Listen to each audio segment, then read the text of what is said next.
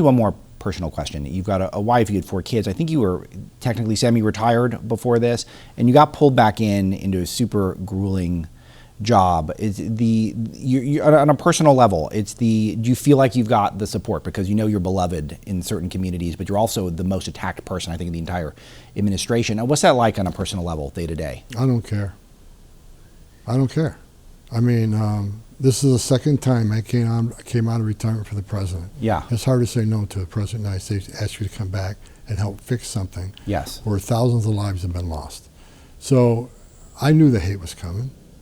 And, you know, unfortunately, my family pays the price. That's right. You know, because I haven't lived in my family in months because of death threats against me. They're calling you names like fascist, the exact same language. That's a whole new dynamic, right? Because you want to know why. But it's incredibly dangerous. I want to set this up because this is my friend Charlie Kirk got assassinated by someone who was calling him fascist and believe anyone who disagrees politically, someone who represents traditional conserving anything in this country is thus a fascist. This is incredibly dangerous for you and your agents. Absolutely. I think I started speaking about this in March when all that hateful rhetoric was coming up, fascists, Nazis, you know, Gestapo, thugs.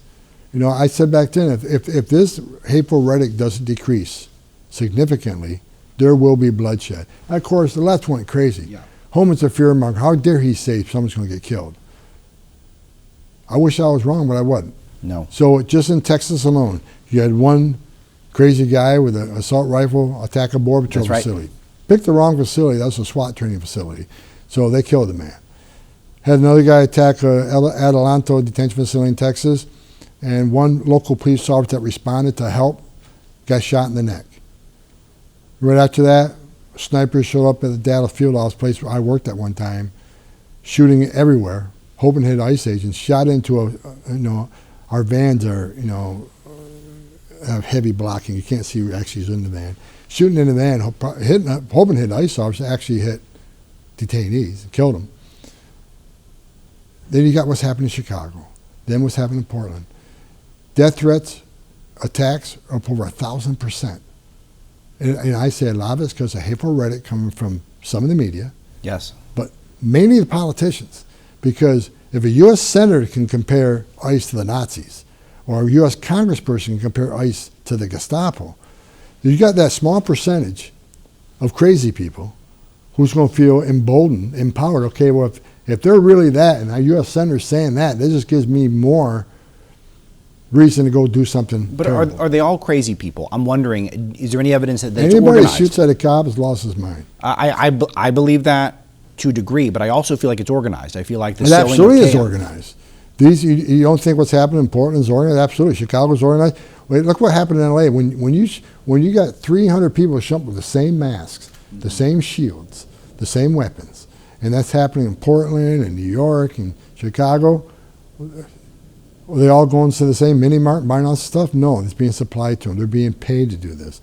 And that's why I'm glad, you got the Department of Justice is all over this. We're going to find out who's funding this, and we're going to hold them accountable. But we don't know yet. Because this is a plan.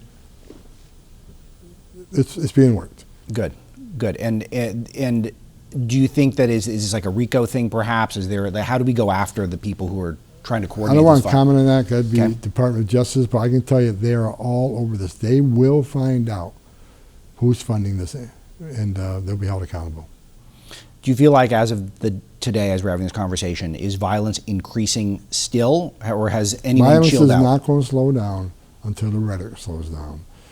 We're wrestling, and there's consequences. So hopefully the next month we'll see a small decrease because we've increased 18 U.S.C. 111 prosecutions, which are impediment and assault interference. Those prosecutions are sky high. So hopefully the more and more people they see get locked up and prosecuted, showing consequences, maybe it'll slow down. I'm waiting to see what happens next month because the number of arrests for criminal behavior has vastly increased. So let's see if these consequences send a strong message. So we'll see what the numbers look like next month. How does this compare to the last administration in terms of violence? This is the worst. This is the best administration ever, but the violence, I've never seen anything like this. And I've been in this since 1984. I've never seen anything like this, nothing even close.